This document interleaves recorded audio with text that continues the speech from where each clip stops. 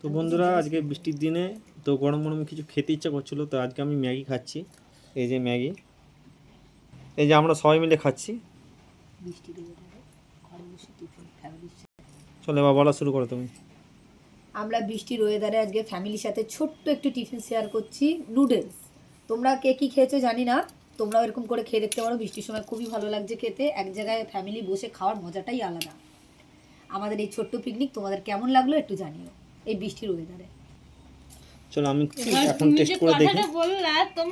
চলো আমি টেস্ট করে এখন দেখাচ্ছি। আচ্ছা দেখ, রিটার্ন দেখ কেমন লাগছে। হ্যাঁ, বেশ সুন্দর হয়েছে, ইয়াম্মি।